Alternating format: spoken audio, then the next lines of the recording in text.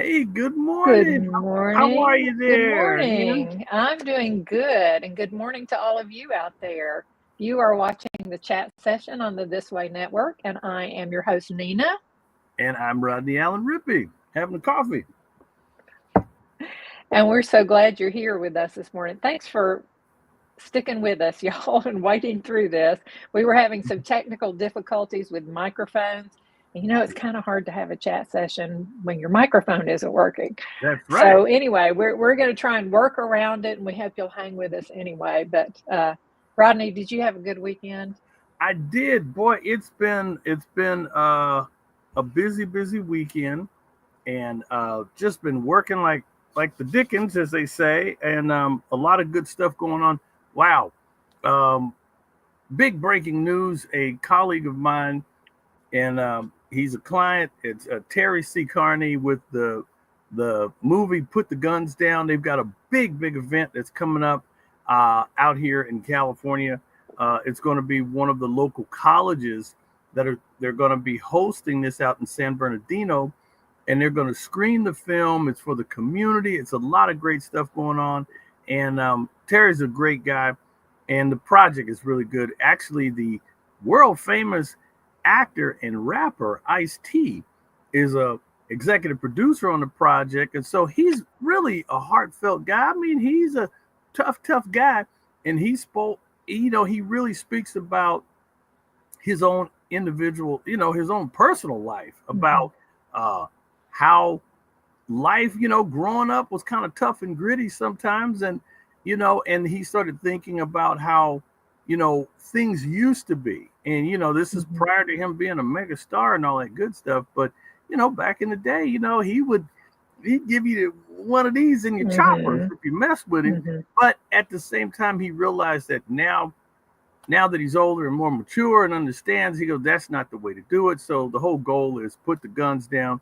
And this is a global epidemic. Every city deals with gun violence, senseless gun violence. And that's what this film is all about. So, hopefully I'm going to have some really good highlights. Also, at the world famous, well, they call it the TLC theater, but it's Grauman's Theater, Man's Chinese Theater, Oh, right? Grauman's chime. Yeah, yeah. Guess what? Well, it's called a TLC now.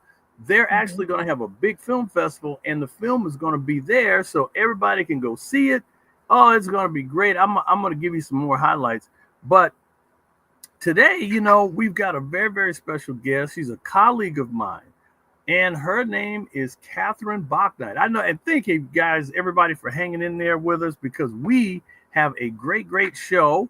I want to say hello to Carrie and Chloe and Donald Ward. Hey, Donald Ward, a patriot at heart. Donald Ward is an amazing guy, just a fantastic fellow. Was a military vet.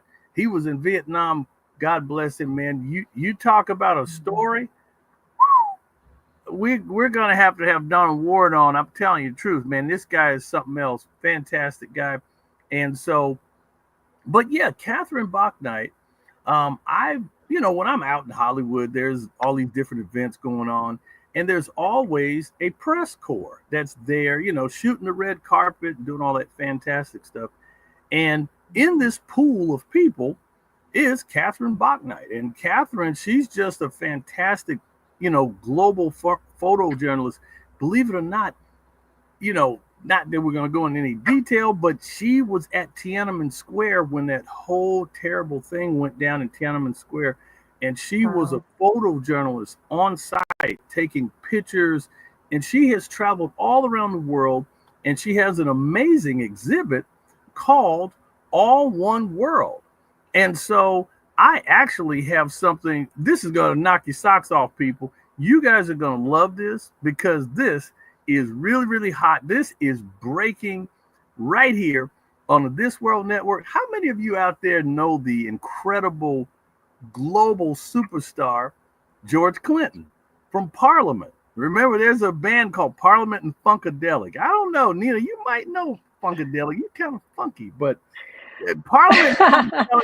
And yes, I do. So, Yeah, okay. Well, guess what, everybody? If you guys are a fan of Parliament, you're going to love this. This is the man himself, George Clinton, and he is a dear friend of Catherine Bauknight, and he gave her a loving shout out for her new photo exhibit called All One World.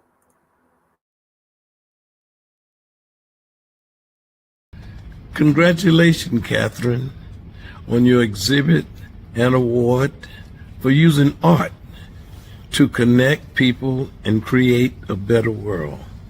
We've come a long ways since back in the days we did Rolling Stone. Keep doing what you do best, girl. Ruth.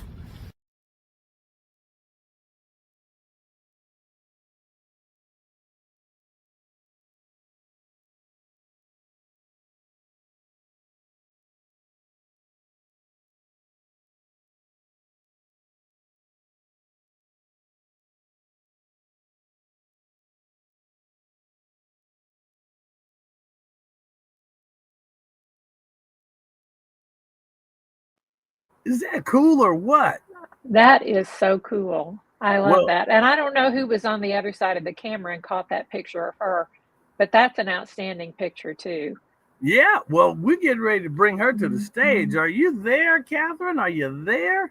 Are you ready? Yes, She's ready? Okay, and coming to the stage right here on the chat session is the one and only Catherine Bauknight. How you doing, Catherine? I'm really good. How are you? Well, it's fantastic. Thank you for coming on with us. It's a great honor to have you. You know, I've had the pleasure of working with Catherine. Uh, she is another colleague here of mine here in Southern California. Catherine has traveled all around the world. Forgive me, Catherine. We're just going to have to kind of walk through this, and you'll have to tell us about your wonderful bio and share with all of our listeners out there. But you have an incredible photo exhibit called All One World. Tell us about it. Okay.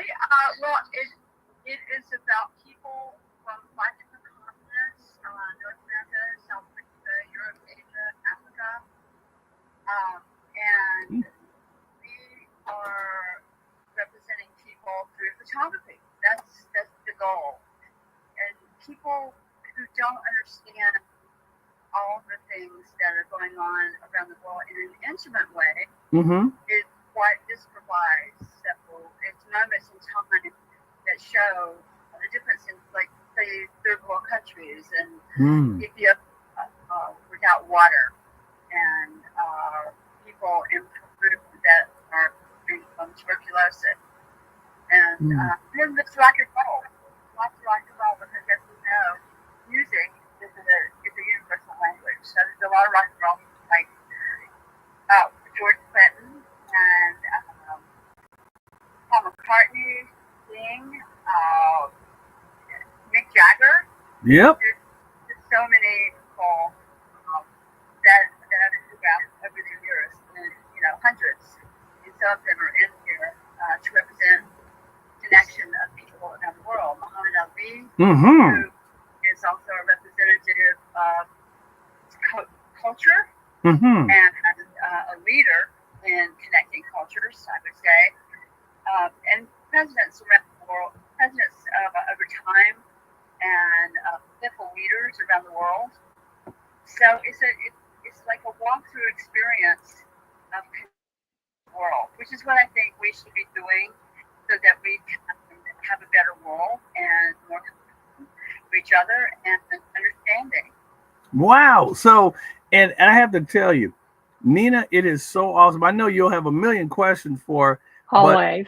if we actually, here's a little highlight. This actually happened at the Betsy Luke Theater in Burbank, California, where the mayor, Mr. Schultz, he is Mayor Schultz from the city of Burbank, California, the media capital of the world.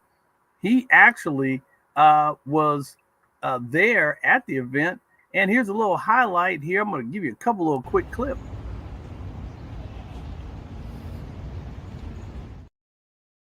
So that was there. We were there at the Betsy Luke, and here is actually some. Now, Betsy, I mean not Betsy, Catherine was there at the Betsy Luke, And she had all of her photojournalist friends who she's worked with over the years, a lot of incredible people who have done some very prolific things in photography and covering different world events. And so they were all there showing love and support. And here's some of her friends.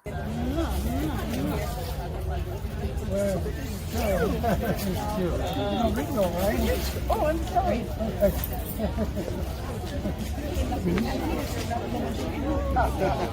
My son to give it to me. And I have to tell you, it was awesome seeing all of your colleagues kind of show up and show a lot of support for you and to come out. And this event is pretty incredible because the images that you have, Catherine, from all around the world, from all these different indigenous people, it's a very, very interesting exhibit to see. And now you're starting to get a lot of excitement and people want you to actually move your exhibit around. Can you talk about that a little bit? Yes, I'm and excited about the people, curators from the country are interested in how to fix that show in like Milan and then throughout other Italy and throughout Europe. So I'm sure it's going to be a very long tour as well, and we're headed for museums, major museums throughout Europe and Rome and Milan and Italy. And the interesting, the way I got connected with them is they are connected to Leon Hendrix, the brother of Jim, and they wanted Leon to have an exhibit in Rome, and I was brought in to help make that happen, but the situations we could not make it happen, and that from of if we wanted to happen. So now some of my exhibits along with Leon, and some of them will be separate. Leon and I will be basically the curators. So that is hot. And guys, let me tell you something. You know, Jimi Hendrix, Leon Hendrix is Jimmy's brother. I had the pleasure of meeting the brother of Jimi Hendrix, which is really cool. And he plays the guitar. Believe it or not, Leon inspired Jimmy to play. And so it's cool that to be able to meet him and just kind of be able to touch rock and roll, legacy like that. I mean, because it is so cool. But and we've got some great images that she has taken of Leon and so many other different celebrities. Matter of fact, I have a clip, just a little quick clip that I'll show. I was there at the Betsy Luke, and these are just some images that I actually grabbed, and you can see some of the excitement that was going on there at the Betsy Luke for the All One World photo exhibit.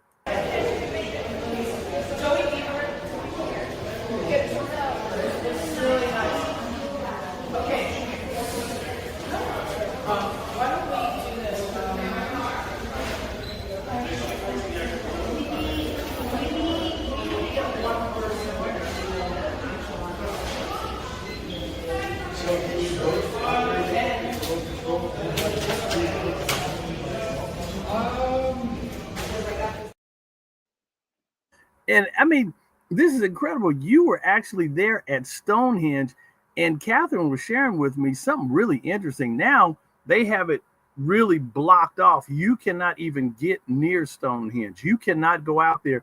And Catherine was out there touching this thing. And this was back before they have actually, wanted to protect it more because, people were doing weird stuff and chipping away at it and trying to take little pieces off of it. And you're not supposed to touch incredible landmarks like that, but people are a little loopy sometimes. And so, but back in the day before you could literally touch these actual pillars and see these stones up close, she was right there. She was able to touch Stonehenge. That must have been incredible. Yeah, it was I spent the day there, just hanging out around stones and just sitting on some, not the main stones, but there's stones sitting beside the ones that you see. And so I was there sitting here for the whole day. And I think one of the most interesting things about that was that with a certain energy level there. It was like, it wasn't anything I knew about or expected, but it was very powerful and peaceful. I could imagine. Seeing these type of things like that. You know, these things are so old, and it's still baffling people where they came from, who put them there, all that type of fun stuff, and it must be pretty incredible. Here's another little clip that I had from the All One World exhibit. On under that sun.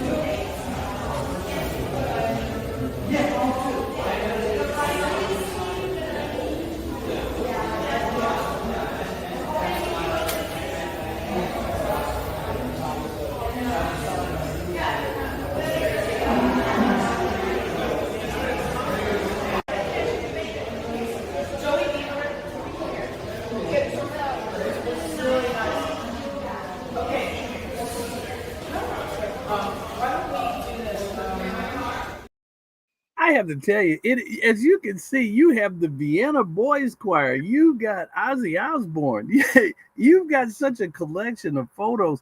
And the cool thing is, these photos, people can actually purchase those if they want a litho of these images and things like that. If you are a fan of some of these incredible people, you can get a one-off Catherine Bauknight image, for your home, for your collection. It is really, really incredible. Hey, all the way from Poland, Elvira says, hey, she is impressed with these beautiful photos. The indigenous people, from the Native Americans to the people there in Africa and around the world. That's really incredible that you have been able to travel and actually capture these images that actually tell a story. Yeah, I've been able to do that through my photo agencies, Fest and Democrats, and also Time Magazine and Newsweek and USA Today, and on and on and on. Wow. Well, Nina, I don't want to leave you out there. Nina, you look like you got some big questions. What's on your mind? I do. You know, I always have questions, lots of questions. Let me first say to our listeners, we know you're having problems hearing Catherine a little bit. That's part of the audio issue that got us late getting started. And this Yeah. was our workaround for you to be able to hear her at all. So we're going to do the best we can to improve that. But please just put on your listening ears and try your best to make out what she's saying, because I know this is going to be so interesting to all of you. Catherine, your images are so powerful. And I'm wondering, when was it that you first realized this is what I want to do? That photography is what's important to me and how I want to, you know, make my mark on the world and send a message to the world. So what happened to me was I was not interested in photography at all. Mm-hmm. Can you hear me? Mm-hmm. Yeah, we can. Okay. I was not interested. I was first studying to be an interior designer, and then switched over in college to painting, oil painting, and I moved to Germany with my husband, and I was in Rome, and I saw over Tiber River, I saw the sunset, and I pulled out a camera that my father-in-law had given me that I thought I would never ever use, an old Agfa camera, and I just thought I've got to photograph this, got to capture this moment. Put down my backpack, pulled out that old Agfa camera, looked through the viewfinder for the first time ever in my life, and clicked, and that was it. I felt loved, and I knew that was the moment in time that my life had changed, and I've been photographing ever since. Oh. So now you said you were there with your husband. So were you in your 20s then? Yeah, I was in my late 20s.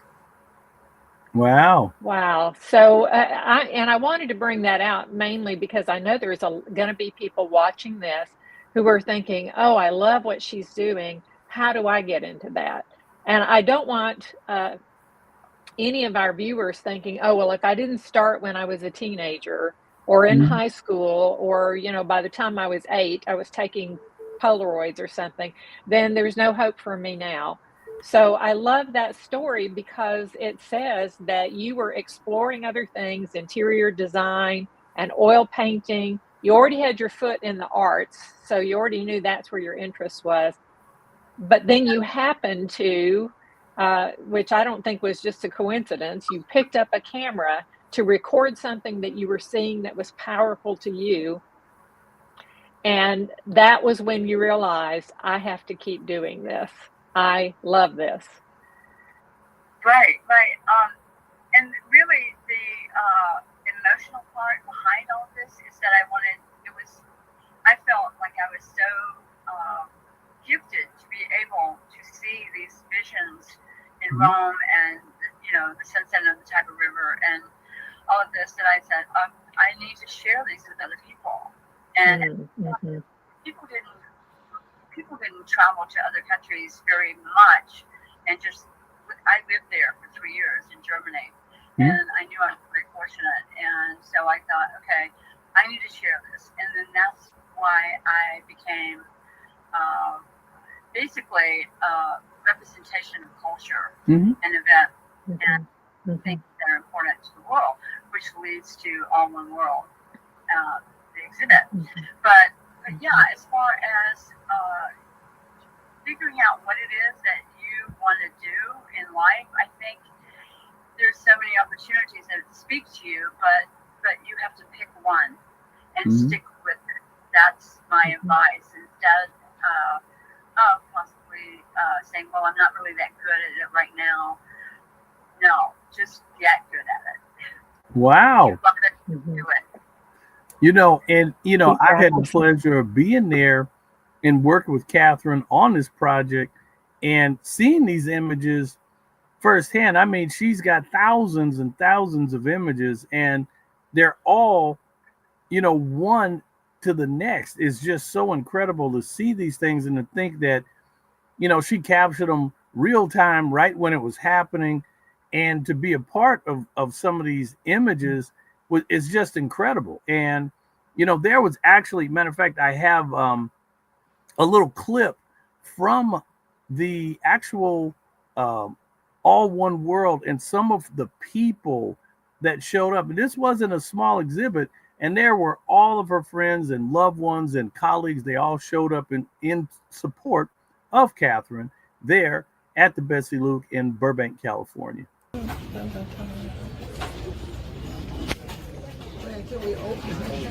Yeah.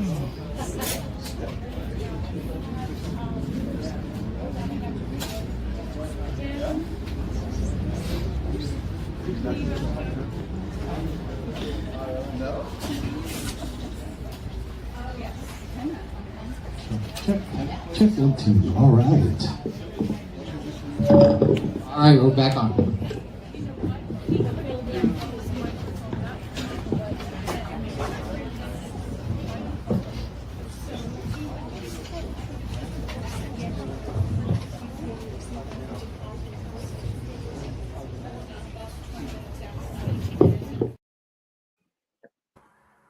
And it's so neat to be able to see all of her people there. Catherine had, like I said, she had people fly in from all around the country. She actually had her children that came all the way in from Norway. Beautiful family, and they were there. I have a little clip of that as well. Dana, my son. This is Nikolai, my grandson. This is Binta, my daughter-in-law, and this is Emma, my granddaughter, and this is Hannah, my youngest granddaughter, all the way from Oslo.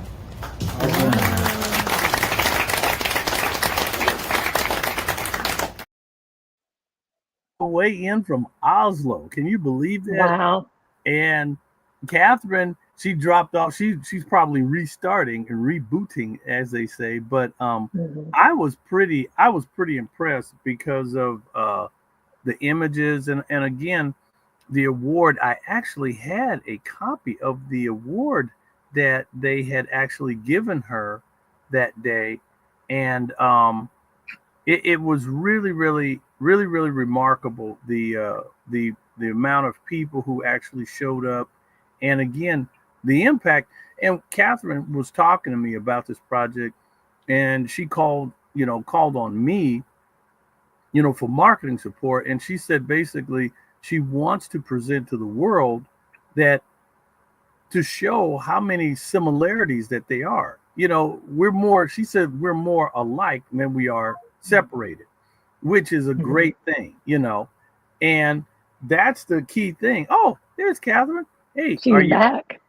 Can we hear you, Catherine? Are you there? Can we hear you? Okay, well, she might be still. We might still have. Might have to give her a jingle jangle and call her so that we can bring her in. Hold on. She was restarting her little phone there. Can you hear me, Catherine? Can you hear me? Can you hear me? There we go. You there, Catherine? Yes, I am.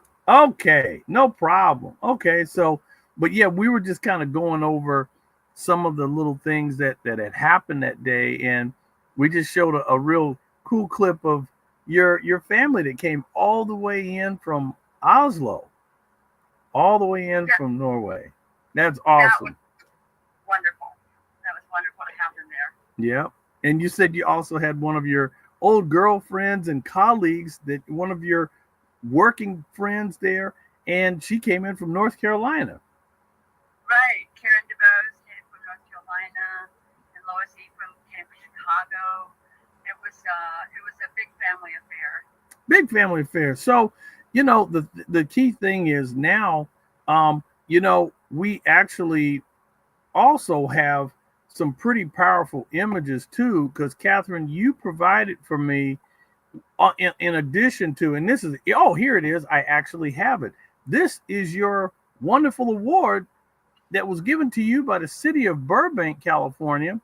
And it says the opening of the turn of the century 2020 20th to 21st exhibit at the Betsy Luke Creative Arts Center in Burbank, California. Your incredible work shows the beauty of different cultures and captures meaning moments in the everyday lives of people around the world. On behalf of Burbank City Council, they celebrate and great talent and art ability and wish you continued success. Wow, that is incredible. That is a wonderful recognition there. I also have, these are a big shout out to all of your relationships, your Freestyle 75 Visual Arts Guild. Wow, a lot of great people were there supporting you. And I actually have one great image of your wonderful family. There's your family that all came in. There's Catherine's family. All of them came in for the event. And but also, in addition to the All One World, you have been on the ground here, and it's a sad thing as we talked about, Nina, these fires that have ravaged Southern California. Catherine, she's actually been out and started grabbing some of these images. She has full press credentials, and so she was able to go in. And it's heartbreaking to think of the despair, but also there's a highlight. She actually was able to capture some of the relief efforts, which is really that just gives you hope. And so anyway, these are just a couple of images. Here's one of a fire, and the fire was actually going on at that time, and Catherine was able to grab an image. Here's another image. This was looks like a gas station there in the Altadena, Pasadena area that was burned out. Sadly, wow. Look at this. These were bikes that were just there, but everything else is gone. It's strange. Everything else is gone. But on the bright side of things is the relief effort. And there were thousands and thousands of people at the racetrack. That's the horse racetrack, isn't it? What is that, Catherine? Santa Anita track. Santa Anita racetrack. So many people were out there giving. Thousands and thousands of people showed up, water bottles and just water and relief effort. And it's just incredible that there were so many images. But, Catherine, thank goodness you were safe, because you're not far from that Altadena area that really was impacted. And you said the fire got within a few blocks of you. Is that true? Yeah, it started about 3 blocks away from my house. Wow. We of course had to. We were required to leave, and as can you hear me, Rodney? Yes, we can. Okay. And as we were leaving, we never knew if we were going to see the house again or not. And wow. We had to get out, and we left and went to a friend's house, Krista and Angus, and in Apple Valley, they called and said, "Do you want to come here?" So we did. We left, and we stayed there for 2 days and 2 nights. And then when we came back, we weren't sure. We thought our house was okay, but we weren't sure until we actually saw it. But yeah, it was tragic, and the evacuation was something else as well, because the winds were 100 miles per hour. Right. And the power had gone out. So we had to grab whatever it was we wanted to save in our lives forever, with like flashlights and candles and help hold the door open. And your big 100-pound doggy too. Don't forget the 100-pound doggy. Right, my little Aspen. Yeah. Was with us as well. Of course, pretty important. And, yeah. Wow. And Rodney, people don't talk about this, but when we left, like live wires were falling on the road. Right. And cinders, and you couldn't see above. I mean, beyond your highlights of their lights. Wow. And, the whole thing it was way beyond what movies have ever portrayed. Oh, okay. I got It sounds harrowing. Just harrowing. It sounds harrowing, as Nina was saying, but I want to know. A lot of people think that, and we were talking about this on a couple of the shows about being prepared. How long did this roll up on you? Because it sounded like you did not have, hours to prepare. This seemed like when it got on you, you had to get going. Is that true? Yeah, that is very true. The police were driving up and down the street, with the microphone saying, "You have to leave now. Get out of your house. Get out. Get out." And barely street from my door. Where the were. I could imagine the panic. I could imagine the panic that would cause to hear police officers demanding you to leave immediately, and you're trying to gather the most important things. And matter of fact, how are you feeling? You said that you've been affected because of the air quality, and you've been having some health issues from this fire. Right. I'm in a hotel right now because I can't stay at my house because the house itself has absorbed the fumes and toxic whatever is in the air, and it's really bad for everybody. But luckily, my insurance has helped us get a hotel room, and we can stay here until everything's cleaned up. Wow. Nina, what are you thinking? You got some thoughts. I see your eyebrows are up. Oh, just hearing that, because that does sound like such a harrowing experience. And I find myself thinking, what in the world would you grab at that moment when you have to leave, and knowing that you may never see the rest of it again? And her art, and again, she has thousands and thousands of pictures, some actual there. I mean, and then the rest of them are on hard drives and on computers and stuff. You don't have time to grab all of that. Whole life. This is years and years of her work. And if you can imagine trying to figure out saving yourself and leaving your whole legacy behind, and fire is just a couple of blocks away, it's a rough decision. Well, yeah. I am fortunate. I think because of my education in art and photography as well, I've learned to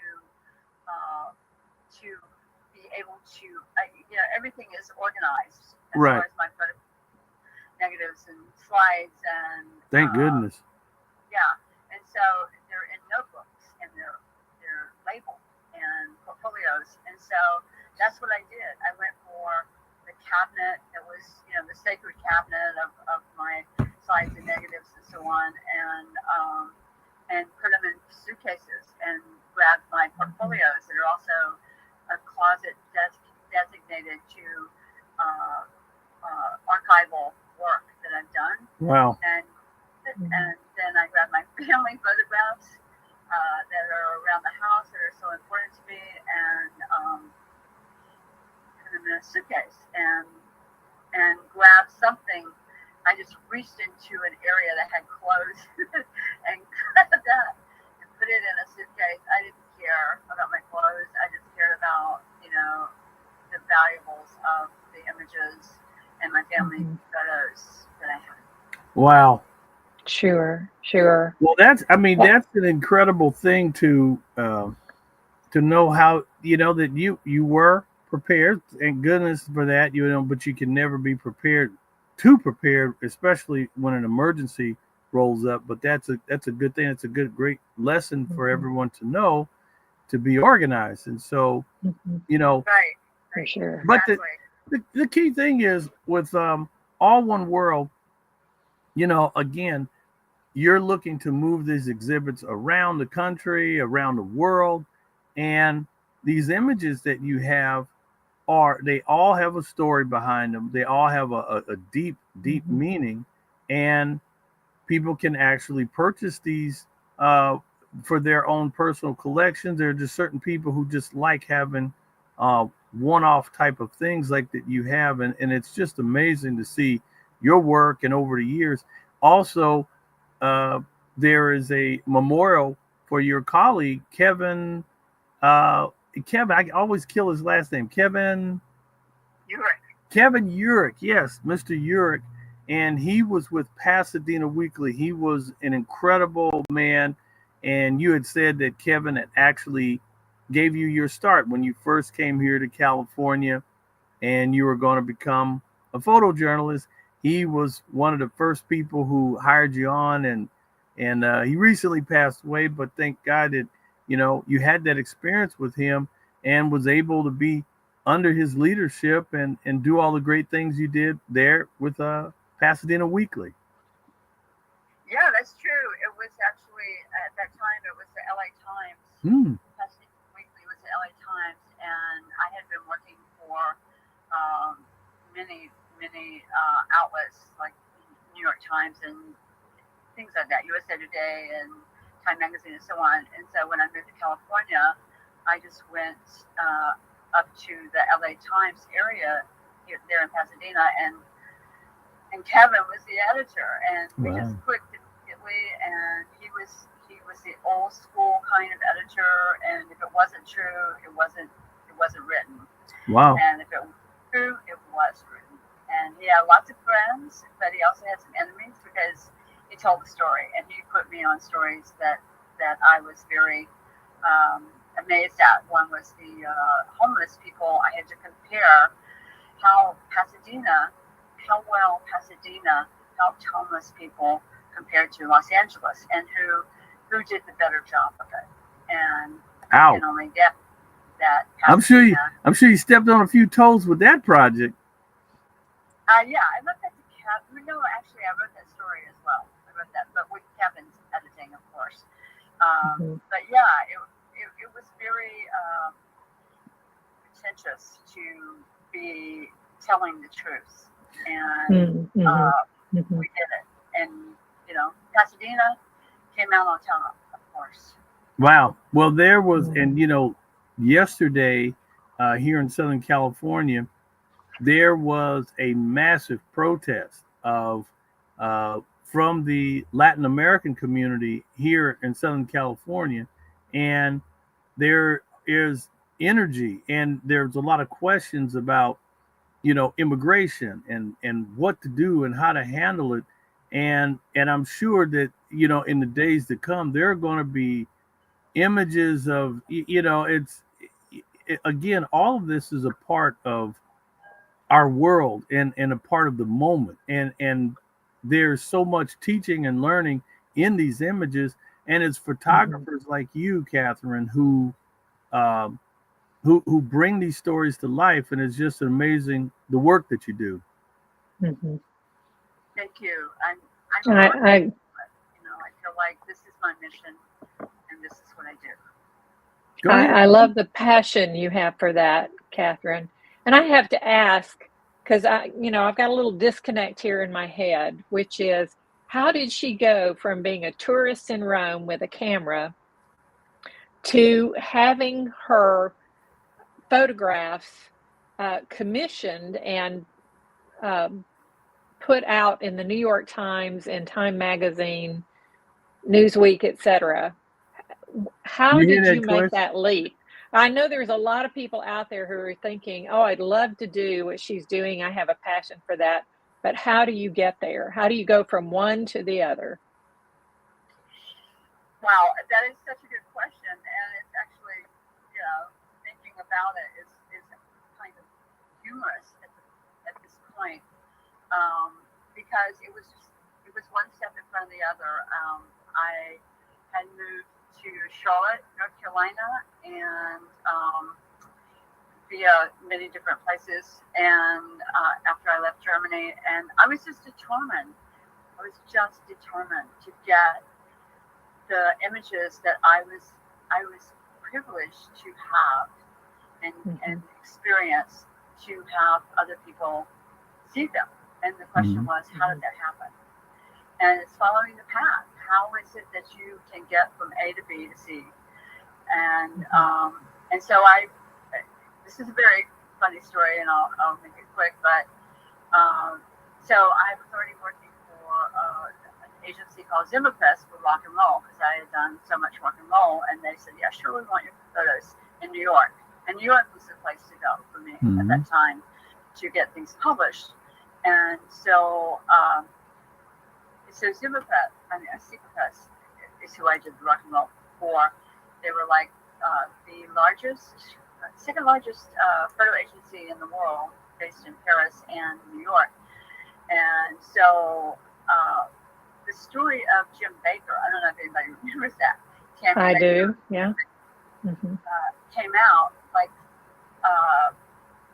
in my hometown of Charlotte, and so it was a story, of evangelists going the wrong route and abusing money that was given to them for one thing or the other.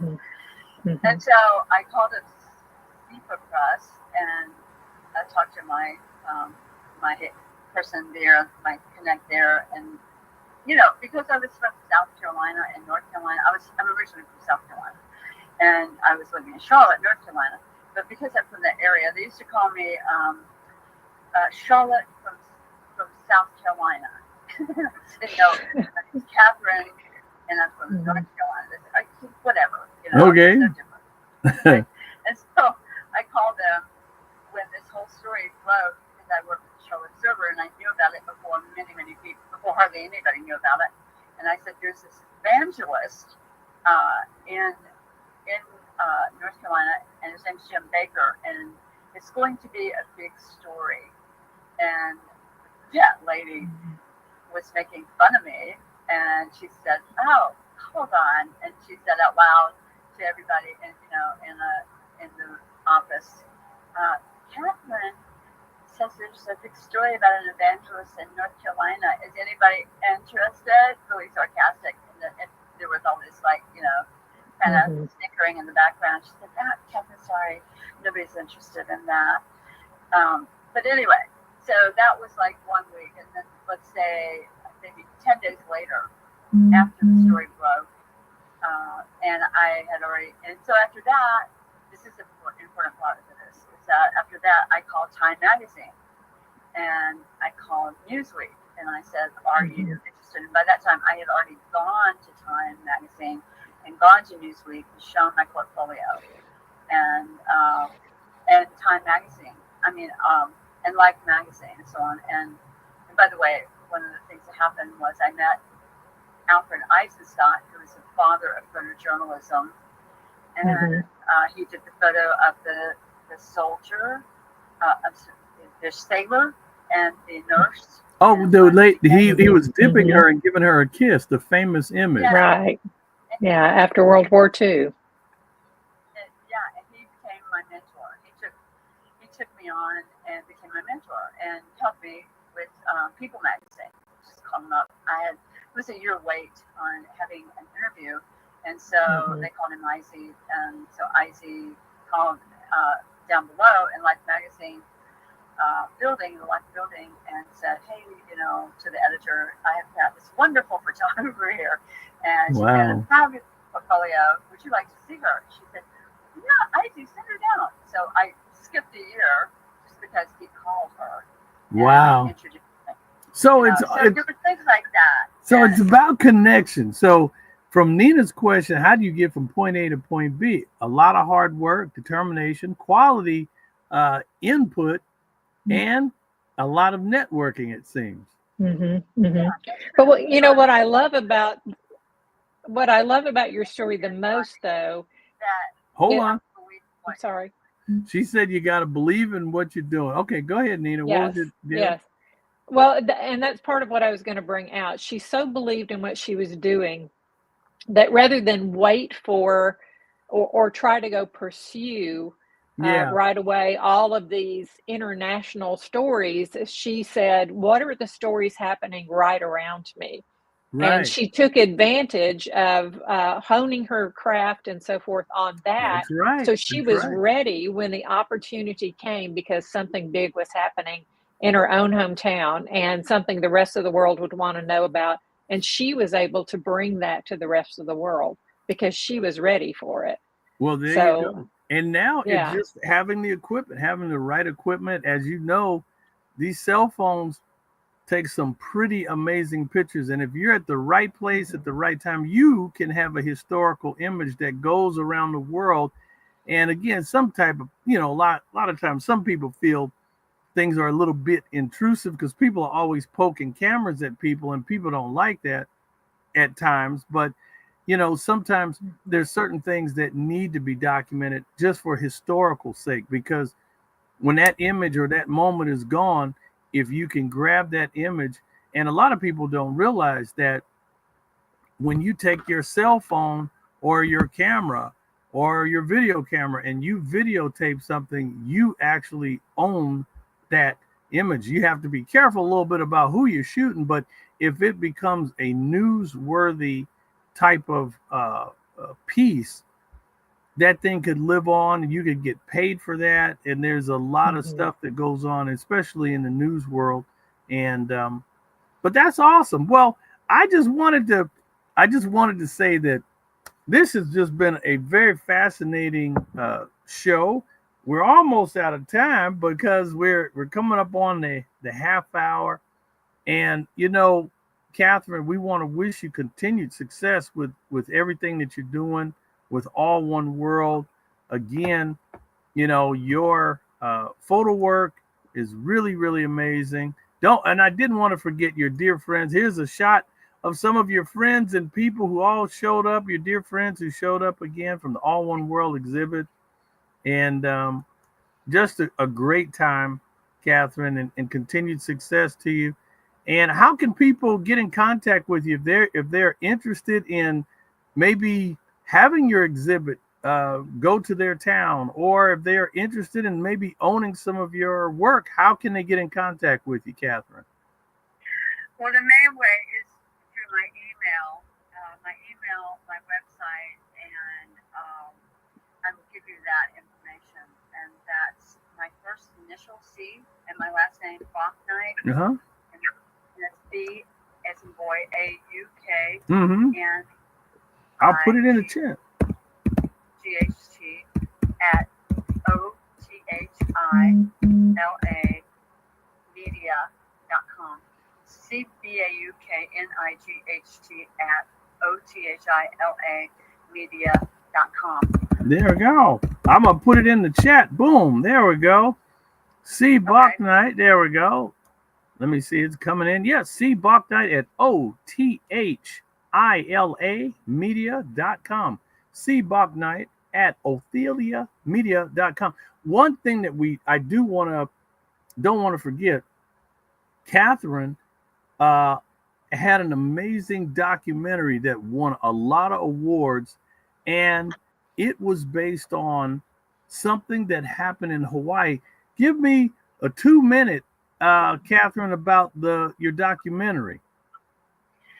Hawaii, A Voice for Sovereignty was an 8-time award-winning documentary that went around America and Australia, and it helped raise awareness that Hawaii has yet to,